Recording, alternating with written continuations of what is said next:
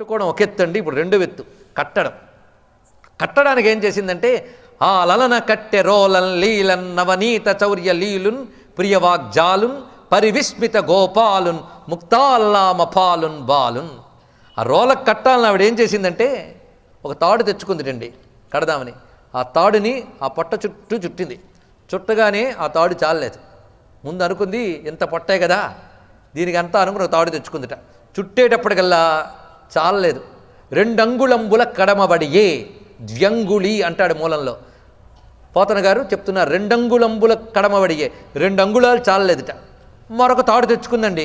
తెచ్చి ఈ తాడు కలిపి మళ్ళీ చుట్టింది. మళ్ళీ 2 అంగుళాలు దూరమే, సరిపోవడంలే. ఈ తాడు కూడా చాలలేదు. మరొక తాడు కూడా తెచ్చింది. ఇంకా లాభం లేదు. తజ్జనని లోగిటంగల రజ్జు పరంపరల క్రమ్మరన్ సుతుకట్టన్ బొజ్జ తిరిగి రాదయ్యే. జగజ్జాలములున్న బొజ్జ కట్టన్ వశమే అంటున్నారు ఇక్కడ చూడండి. జగజ్జాలములున్న బొజ్జ, అనేక బ్రహ్మాండములు దాచుకున్న పొట్టని కట్టగలమా? కట్టదామని అనుకుందిట.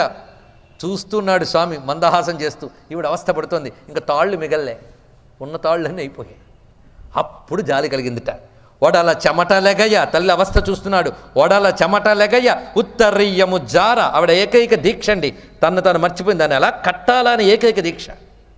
తన ఉత్తరీయం జారుతున్న విషయాన్ని కూడా చూడట్లేదు. వీడియున్న తురుము విరులురాల కట్టరాని తన్ను కట్టెదనని చింత కట్టుకొన్న తల్లి కరుణ జూచే. ఎంత చక్కగా చెప్తున్నాడండి. ఆయన కట్టే ముందు ఈవిడ కట్టుకుందిట. ఏమిటండి? చింత కట్టుకుంది. ఏమని? ఈయన కట్టాలనే చింతను కట్టుకుందిట ఆవిడ. కట్టరాని తన్ను కట్టెదనని చింత కట్టుకున్న తల్లిని కరుణ చూచే, దయగా చూసి సరే కానీ అనుకున్నట్ట అప్పుడు కట్టగలిగిందిటండి ఈవిడ. ఇందులో ఉన్న అంతరార్థాన్ని జాగ్రత్తగా చూడండి. కట్టిన తర్వాత ఏం చేసాడో తర్వాత చూద్దాం. ఇదంతా కూడా ఒక అద్భుతమైన సాధనా భూమికి సంబంధించిన విషయం. అష్టాంగ యోగ ప్రక్రియలో ఎవరైతే సవికల్ప సమాధి దాకా వెళ్ళి పరమాత్మని ధ్యానిస్తూ ఉంటారో అటువంటి వారు నిర్వికల్ప సమాధి రాకముందు అప్పుడప్పుడు జారుతూ ఉంటారట. ఈ జారడం మళ్ళీ ప్రారంభ దశ దాకా కిందకి పడరు. యమనియమాల నుంచి అక్కర్లే. చాలామందికి యోగంలో అష్టాంగాలు తెలుసు కనుక నేను వివరం చెప్పట్లేదు. యమనియమాసన ప్రాణాయామ ప్రత్యాహార ధారణ ధ్యాన సమాధి, యమము నియమము, వీటి గురించి చెప్పాలంటే యమాలు 10 నియమాలు 10. ఆ రెండిటి తర్వాత యమ నియమ ఆసన ప్రాణాయామ ప్రత్యాహార ధారణ ధ్యాన సమాధి. మనం యమనియమాలు కుదరడమే మహా కష్టం. దాని తర్వాత ప్రాణాయామం. ఇప్పుడు మనం చూస్తున్న యోగా ఎక్సర్సైజ్లో ఊపిరితి సొదలడాలు కాదు ప్రాణాయామం అంటే. ఇది ఎక్సర్సైజ్ యోగాకి పనికొస్తుంది తప్ప పరమాత్మకు సంబంధించిన యోగానికి మాత్రం యమనియమాలే చాలా విశేషం. దాని తర్వాత ఆసన ప్రాణాయామ ప్రత్యాహారం అంటే సామాన్యం కాదు, అంతర్ముఖత్వం. ఇదంతా జరిగిన తర్వాత ధారణ అంటే పరతత్వాన్ని పట్టుకోవాలనే ప్రయత్నం. ఇది చూపిస్తున్నాడు ఇక్కడ. ఎన్నో జన్మల పుణ్యవశం చేత పరమాత్మ చిక్కుతాడండి. అంటే బుద్ధిలో పడతాడాయన. ఆ పట్టిన వాడిని ఏదో ఒక చిన్న భ్రమ వల్ల జార విడుచుకుంటే మళ్ళీ పట్టుకోవడం మహా కష్టం. అది ఇక్కడ చెప్తున్నాడు. అక్కడి నుంచి చ్యుతి జరిగింది. అందుకే ఒళ్ళో పెట్టుకున్న కృష్ణుణ్ణి ఇంట్లో పాలు పొంగి అని చెప్పి కిందికి దించింది ఆవిడ. అది జరిగిందనమాట. అంటే లౌకికమైన ఏ విషయమో లాగితే అంతర్ముఖమైన చిత్తం బహిర్ముఖమైంది. ఒకసారి బహిర్ముఖమైతే మళ్ళీ అంతర్ముఖం చేసి పరమాత్మను పట్టడం మహా కష్టం. అది చూపిస్తున్నాడు ఈ లీలలో. అందుకే మళ్ళీ ఆయన పట్టుకోవడానికి వచ్చేటప్పటికి దొరకలేదు ఆయన. అప్పుడు పట్టడానికి పరిగెత్తింది. ఈ పట్టడానికి పట్టుకుంది. ఈ పట్టుకోవడం అనేటువంటిది ఏదుందో అది ధారణ. పట్టుకోవడం అంటే ధారణ అంటేనే పట్టుకోవడం వరకు ధారణ వచ్చింది. ఇప్పుడు కట్టింది. కట్టేటప్పుడు దీనికి ధ్యానం అని పేరు. ధారణ తర్వాత ధ్యానం. కదలకుండా ఏకాగ్రముగా పరమాత్మయ దృష్టి నిలబడం ధ్యానం. అది తేలిక కాదండి, చెప్పినంత తేలిక కాదు. త్యాగరాజస్వామి వారు చెప్తారు, తలపులన్నీ నిలిపి తారక రూపుని పరతత్వార్థము నిమిషమైన తలపులన్నీ నిలిపి నిమిషమైన పరమాత్మను పట్టుకోగలగడం అనేది సామాన్యమైన విషయం కాదు, అంత తేలిక కాదు. అందుకే అది మహాకష్టం. పట్టుకోవడం ఒక కష్టం, కట్టడం మరీ కష్టం. అందుకే ధారణ తర్వాత ధ్యానం చూపిస్తున్నారు. ఈ కట్టడానికి 2 అంగుళాలు కడమ వచ్చిందిట. ఏమిటి ఇందులో ఉన్న అంతరార్థం? పైగా ఇంట్లో ఉన్న తాళ్ళన్నీ తెచ్చి కడితే కానీ జరగలేదుట. ఇందులో కూడా అంతరార్థం ఉంది చూడండి. ఈ 2 అంగుళాలు అనే దానికి భాగవత తత్వవేత్తలు అద్భుతంగా వ్యాఖ్యానించారు. ప్రతివాడు పరమాత్మని పట్టుకోవడానికి 2 అంగుళాలే వ్యత్యాసం, 2 అంగుళాల వ్యత్యాసం. ఒకటి నేను, రెండవది నాది అనే భావం. ఈ రెండేట. దీనికి అహంకారం మమకారం. నేను దేహాన్ని అనేటువంటి అహంకారంతో నావి అనేవి సమకూర్చుకుని వీటి వైపు దృష్టి ఉన్నప్పుడు పరమాత్మ పట్టడం కష్టం. కనుకనే తాళ్ళన్నీ తెచ్చేయాలండి. ఒక తాడుతో లాభం లేదు. తాళ్ళు అంటే పాశములు. సంస్కృతంలో పాశం, తెలుగులో తాడు అంతే. సంస్కృతంలో అంటే టైటిల్ ఇచ్చినట్టు అనిపిస్తుంది తప్ప పాశమన్నా తాడన్నా ఒకటే. మనకు చాలా తాళ్ళు ఉన్నాయి, ఒక్కొక్క తాడు. నావి అనే తాళ్ళు ఎన్నో, నేను ఒక్కడనే కానీ నా తాళ్ళు ఎక్కువ. ఒక్కొక్కడికి ఒక్కొక్క తాడు నావి. నేను చెప్పను, ఎవరికి వాళ్ళకి తెలుసు తాళ్ళు. అయితే ఈ తాళ్ళన్నీ ఏ ఒక్క తాడు మిగిలినా ఆ తాడు నిన్ను పరమాత్మతో ముడివెయ్యలేదు. అన్ని తాళ్ళు ఏకం చేసి పరమాత్మతో ముడివెయ్యాలి. ఒక్కొక్క తాడు చెప్తాడు. త్వమేవ మాతాచ ఒక తాడు, పితాత్వమేవ రెండవ తాడు, త్వమేవ బంధుశ్చ సఖాత్వమేవ, త్వమేవ విద్య ద్రవిణం త్వమేవ, త్వమేవ సర్వం మమ దేవదేవ. సృష్టిలో ఒక్కొక్క విషయంతో నాది నాది నాది అని పెట్టుకున్నావు, కానీ నాది పరమాత్మ అని ఎప్పుడైనా అనుకున్నావా? అది అనుకోవాలంటే ఈ నాదులన్నీ తీసి ఒక్కటి చేసి నాకు సర్వం పరమాత్మయే అనే భావం కలగాలి. అప్పుడు అన్నీ ఎప్పుడైతే కట్టిందో అహంకార మోకారాలు పోయే, ఆ 2 అంగుళాలు దూరం పోయింది. ఇది దీనిలో ఉన్నటువంటి అంతరార్థం. అలా పట్టి కట్టిందండి పరమాత్మని. అప్పుడు మాత్రమే కట్టగలిగింది పరమాత్మని. కడితే ఏం జరిగింది? కడితే బాగా మూలం వేళ్ళు పూరుకుపోయినటువంటి బంధనం తెగిపోయింది. ఇప్పుడు తర్వాత జరగబోయేది ఆ ఘట్టం. ఈ లీల పేరు దామోదర లీల. కృష్ణ పరమాత్మకి దామోదరుడు అనే పేరు. చూసారా, ఒక పేరు అప్పుడే వచ్చేసింది కొత్తది, దామోదరుడు. పరమాత్మగా దామోదర శబ్దానికి అర్థము, కృష్ణుడిగా దామోదర శబ్దానికి రెండు అర్థాలు ఉన్నాయి. దామోదరుడు అంటే దామములు ఉదరమునందు కలవాడు దామోదరుడు. దామములు అంటే లోకములు. ఇందాక చెప్పాడు కదా, జగజ్జాలములున్న బొజ్జ, అది దామోదర శబ్దానికి అర్థం. కనుక పరమాత్మగా ఆయన యందు లోకములన్నీ ఉన్నాయి. అంతేకాదు దామోదరం అంటే దామము అంటే తాడు, దామము చేత బంధింపబడిన ఉదరము కలవాడు దామోదరుడు. ఇప్పుడు తాడు కట్టింది కదా, కనుక తాడుతో కట్టబడిన పొట్ట కలవాడు కనుక దామోదరుడు అని పేరు ఆయనకు వచ్చిందండి. చూసారా, ఇందాక నేను చెప్పిన నామాలు కూడా దిగాయని. లీలకి తత్వానికి ఉన్న అనుబంధం చూడండి ఎంత చక్కగా ఉందో. ఈ దామోదర లీల, ఈ దామోదర స్వరూపాన్ని ధ్యానించినట్లయితే ఒక విశేషం ఉంది. మనం కార్తీక దామోదర అంటాం కదా, ఈ దామోదర తత్వం చాలా విశేషం. ఒకప్పుడు ఒక మహానుభావుడు బృందావన క్షేత్రంలో పరమాత్మని ధ్యానిస్తూ ఉండగా అక్కడ ఆయనకి దామోదరుడి దర్శనం ఇచ్చేట. అంటే ఈ లీలలు ఎప్పుడో జరిగిపోయినవి కాదు, ధ్యానించి ఆరాధించే భక్తులకి ఇప్పుడు కూడా జరుగుతాయి. ఆయన చూపిస్తాడు లీలలు. అందుకే నిత్య లీలలు ఆయన బృందావనంలో నిరంతరం చేస్తాడని శాస్త్రం మనకు చెప్తూ ఉన్నది. అలా దర్శనం ఇచ్చేట. ఆయన వర్ణిస్తాడు. ఆయన పేరు సత్యవ్రతుడు అనే భక్తుడు. ఆయనకు కనబడ్డట్టండి దామోదరుడు. అది దామోదర అష్టకం అని చాలా విశేషమైన అష్టకం. అందులో దామోదర స్వరూపాన్ని అంతటి వర్ణిస్తాడు. ఒక్కడి మీకు చూపిస్తున్నా. రుదంతం ముహుర్నేత్ర యుగ్మం సృజంతం కరాంభోజ యుగ్మేన సాతంక నేత్రం ముహుశ్వాస కంపత్రిరేకాంక కంఠం స్థితన్నౌమి దామోదరం భక్తవంద్యం, స్థితన్నౌమి దామోదరం భక్తవంద్యం. రుదంతం ముహుర్నేత్ర యుగ్మం సృజంతం. ఆవిడ కట్టి వెళ్ళిపోయిందండి. కట్టి వెళ్ళిన తర్వాత ఈయన ఇంకా చేయడం మొదలెట్టాడు లీల. నెమ్మదిగా కదిలిస్తున్నాడు. దేన్ని? ఆ రోలుని కదిలించి వెళుతూ ఉన్నాడు. ఆ వెళుతున్నప్పుడు ఈ ముంజేతుడు కళ్ళకు అద్దుకుంటూ దొంగ ఏడుపు ఏడుస్తున్నట్ట. అమ్మ కట్టేసింది అన్నాడు దొంగ ఏడుపు. ఆ దొంగ ఏడుపు రుదంతం ముహు, మాటి మాటికి ఏడుస్తూ నేత్రయుగ్మం సృజంతం, ఆ కళ్ళు నులుముకుంటున్నట్ట. నులుముకుంటూ మధ్య మధ్యలో కళ్ళెత్తి చూస్తున్నాడు. ఆ చూస్తున్న కళ్ళు కరాంభోజ యుగ్మేన సాతంక నేత్రం, భయంతో బెదురుచూపులు చూస్తున్నట్ట. మళ్ళీ అమ్మ చూస్తుందేమో అని. అంతా నటన. సాతంక నేత్రం ముహుశ్వాసకంప త్రిరేకాంక కంఠం, చూసేవాళ్ళకి జాలి కొలిపేలాగా ఏడుస్తున్నట్టండి. పైకి తల ఎత్తి యగశ్వాస తీస్తున్నట్ట. ఆ యగశ్వాస తీస్తున్నప్పుడు ఆ కంఠంలో ఉన్న 3 గీతలు కనబడుతున్నాయటండి. ఎంత కళ్ళారా చూస్తే కానీ ఇలా వర్ణించలేరండి. ఆ మహానుభావుడు అలా చూపిస్తున్నాడు. ముహుశ్వాస కంప త్రిరేకాంక కంఠం స్థితం నౌమి దామోదరం భక్తవంద్యం. అటువంటి దామోదరుడు నెమ్మదిగా వెళ్ళి అక్కడ ఉన్నటువంటి 2 మధ్య చెట్ల మధ్యలోంచి దూరట వెళ్ళాడు. ఆయన దూరి వెళ్ళిపోయాడు, కానీ సూక్ష్ముడు కనుక దేనిలోనికి దూరగలడు. కానీ స్థూలం వెనక ఉంది కదండి. ఏమిటది? ఆ రోలు, దాన్ని లాగెట్ట. అది లాగిన వెంటనే ఆ చెట్లు కూలిపోయాయి. అదే కర్షణం అంటే. లాగ్గలడు, ఆయన లాగ్గలడు. ఆయన లాగుడనగా ఎంతో చూడండి. ఇక్కడ ఎంతో కాలం నుంచి నా మధ్య చెట్లు 2 కూలిపోయాయి, వాటికి శాప విమోచనం కలిగింది అన్నాడు శుకయోగింద్రుడు. వెంటనే పరీక్షణ్ మహారాజు అడిగాడు, ఎవరయ్యా వాళ్ళిద్దరూ శాప విమోచనం అంటున్నావు కదా అని. చూసారా, స్వామి వల్ల తరించాలని ఆ వ్రజభూమిలో ఎంతమంది ఎప్పటి నుంచి కాచు కూర్చున్నారో చూడండి. ఇక్కడ ఈ మధ్య చెట్లు అలాంటి వాళ్ళు. వీళ్ళు ఎవరంటే నలకూబర మణిగ్రీవ అనేటటువంటి కుబేరుని యొక్క 2 పుత్రులు వీరు. వీళ్ళకి అన్నీ ఉన్నాయట. అన్నీ ఉంటే ఇది అని అర్థం అండి. అన్నీ ఉంటే కొన్ని అనర్థాలు ఉంటాయి. ఏది లేకపోతే కొంచెమైనా అనగమనిగా ఉంటాడు. అన్నీ ఉంటే అహంకారం. విద్యామదం, ధనమదం ఇలా చెప్పారు. విద్యామదం కొందరికి, ధనమదం కొందరికి, యవ్వన మదం కొందరికి, అధికార మదం కొందరికి. 4 మదాలు ఒకచోటే ఉంటే పతనానికి ఇంకేం కావాలన్నాడు మహానుభావుడు. ఆ 4 కనిపించేటి వీళ్ళకి. ఎందుకంటే కుబేరుడు కొడుకులు కనుక సంపదకు లోటు లేదు. పైగా కుబేరుడు యక్షులకి రాజు కనుక అధికారం బాగానే ఉంది. పైగా యవ్వనంలో ఉన్నారు, బాగా చదువుకున్న వాళ్ళు, ఇన్ని ఉన్నాయి.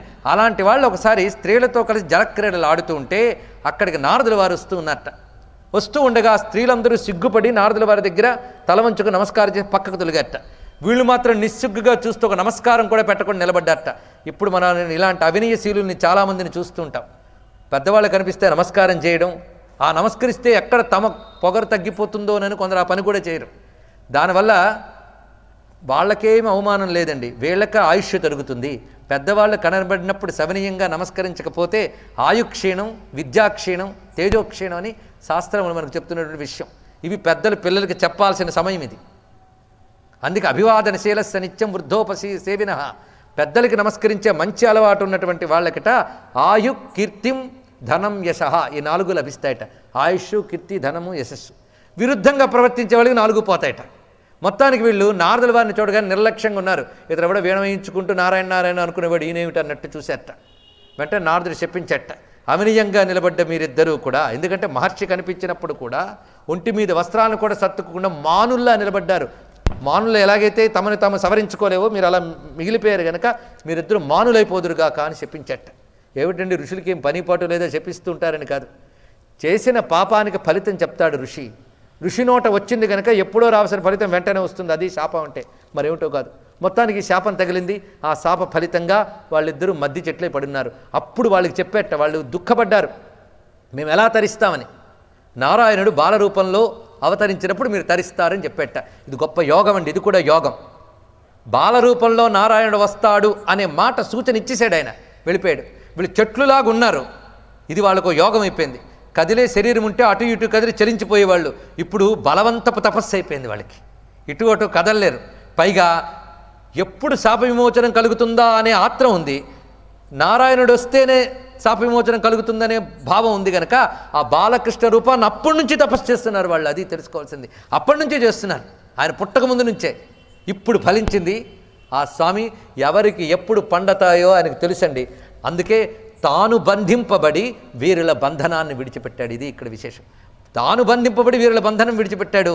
అది మనల్ని మన బంధనం విడిచిపెట్టడానికి తనకు బంధనం లేకపోయినా బంధింపబడి స్వామి వస్తాడు. అదే అవతారం అంటే. అలాగ వచ్చి వీళ్ళిద్దరికీ కూడా ముక్తిని అనుగ్రహించాడు. వాళ్ళు అప్పుడు నమస్కారం చేసేట. నమస్కారం చేస్తే ఏం కావాలన్నట్టు చూశాడు ఈయన. స్వామి మాకేం వద్దు, ఇది కావాలి అది కావాలని ఇలా తయారయ్యాం. మళ్ళీ ఇప్పుడు ఇంద్రియాలు వచ్చేసాయి, మళ్ళీ ఏ ప్రమాదాలు వస్తాయో భయంగా ఉంది. ఎందుకంటే చూసే కన్నున్నాక ప్రతిదీ చూడాలనిపిస్తుంది, తినే నోరున్నాక ప్రతిదీ తినాలనిపిస్తుంది. మళ్ళీ ఇప్పుడు ఇంద్రియాలు వచ్చే గనక మళ్ళీ మేము ఏ చాపల్యంతో ఏం చేస్తామో భయంగా ఉంది, మాకు ఒకటే వరం ఇవ్వు అని అడుగుతున్నారు. గొప్ప పద్యం ఇక్కడ. నీ పద్యావళులాలకించు చెవులున్ నిన్నాడు వాక్యంబులున్ నీ పేరన్ పనిచేయు హస్తయుగమున్ నీ మూర్తిపై చూపులున్ నీ పాదంబుల పొంత మృక్కు శిరముల్ నీ సేవపై చిత్తముల్ నీపై బుద్ధులు మాకు నిమ్ము కరుణన్ నీరేజ పత్రేక్షణ. ఈ పద్యంలో చాలా విశేషం ఉందండి. కళ్ళు వచ్చేసాయి కదా, ఈ కళ్ళకి ఏం పని చెప్పాలి? నిన్నే చూడాలి. ఈ చెవులు నీ కథలే వినాలి. ఈ నోరు నిన్నే కీర్తించాలి. ఈ పాదములు నీ క్షేత్రములే తిరగాలి. ఈ చేతులు నిన్నే పూజించాలి. కనుక వచ్చిన ఇంద్రియాలకి నీ పనే పెట్టవయ్యా, ఆ జీవితం చాలు. ఇది కమలాక్షు నర్చించు కరములు కరములు శ్రీనాథ వర్ణించు చెప్పు. అదే ఇక్కడ చెప్పబడుతున్నది. భక్తి అంటే ఏమిటో కాదు, ఇవ్వబడిన ఇంద్రియాలకి ఈశ్వర కృత్యములు అప్పగించడమే భక్తి, మరొకటి కాదు. కానీ అది కాక లోకం వైపు తిప్పితే పతనం. ఇంతవరకు అదే చేసాం, దాని ఫలితంగా ఇది జరిగింది. ఇప్పుడు వచ్చిన ఇంద్రియాలు సార్థకమై నీమయంగా మేము జీవించేటట్టు అనుగ్రహించవయ్యా అంటే సరేనని స్వామి దీవించాడు. వీరిని అనుగ్రహించిన విషయం స్వామికి వారికి తప్ప ఇంకెవ్వరికి తెలియదు. అందరికీ తెలిసింది ఎక్కటే, చెట్లు కూలిపోయే పిల్లాడికి ఏమైపోయిందో అని భయంతో అందరూ పరిగెత్తుకొచ్చారు. ఆ చెట్ల మధ్య నవ్వుతూ ఉన్నట్టు ఆయన. అప్పుడు తల్లికి దుఃఖం ఆగలేదు. శిక్షిస్తే ఇంత ప్రమాదం కొని వచ్చిందే, ఎంత పాపిష్టిదాన్ని ఇన్ని అనవసరంగా కట్టేనే దుఃఖించడం మొదలుపెట్టిందిట యశోదమ్మ. అప్పుడు నందుడు పరిగెత్తుకొచ్చి బంధనం విప్పేట్టండి. అక్కడ నారాయణ భట్టారతి చెప్తాడు, సర్వజీవులని కర్మబంధాలు విప్పే స్వామికి బంధనం విప్పాడు మహానుభావుడైనటువంటి నందుడు అన్నారు ఇక్కడ. అందుకు సర్వుల్ని కర్మబంధాల్లో తిప్పే భగవంతుణ్ణి బంధించింది ఆ తల్లి, కర్మబంధాలు విప్పే భగవంతుణ్ణి బంధమోచనం చేశాడు నందుడు. ఈ విధంగా ఇది దామోదర లీల జరిగినది.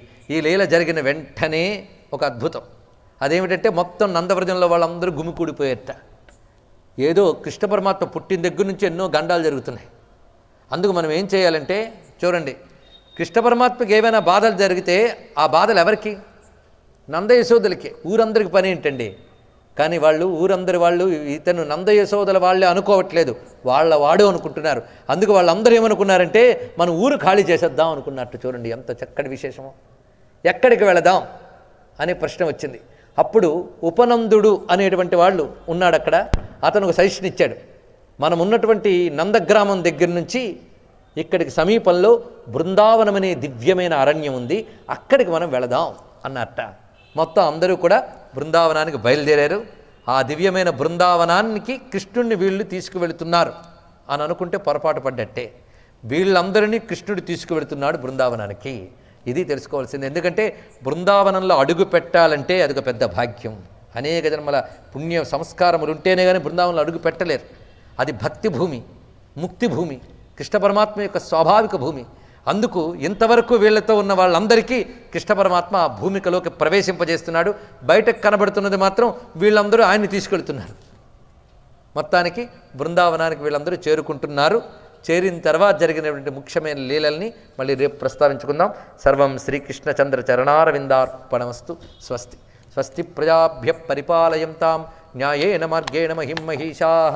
గోబ్రాహ్మణేభ్యః శుభమస్తు నిత్యం. లోకాః సమస్తాః సుఖినో భవంతు. సౌహృది లేని శ్రోతలకు చిన్న మనవి, అందరూ చక్కగా వస్తున్నారు, సంతోషమే. కానీ మనం కాలనియమాన్ని చక్కగా పాటిస్తూ 6:30కు ప్రారంభిస్తున్నాం. అప్పటికి చాలా బోసిపోయి కనబడుతున్నది అంతా. తర్వాత చక్కగా నింపుతున్నారు, సంతోషమే. కానీ 6:30కే మీరు వచ్చినట్లయితే కృష్ణలీలల్లో ఒక్కటి కూడా కోల్పోకుండా వింటారు. అలాంటి భాగ్యాన్ని రేపటి నుంచి పొందండి. నేను రాకముందే ఇవన్నీ ఇలా నిండినట్లయితే మీకు నాకు కూడా ఆనందకరం. ఇది ఎందుకు చెప్తున్నానంటే మీ సహృదయత నాకు తెలుసు గనక. ఇంకో కారణం కూడా, ఎంతమంది ఉన్నా సరే 6:30 కల్లా ఖచ్చితంగా ప్రారంభింపబడుతుంది అనేది నియమం. ఆ నియమాన్ని అనుసరించి రేపు మళ్ళీ కలుసుకుందాం. సర్వం శ్రీకృష్ణ చరణారవిందార్పణమస్తు. స్వస్తి.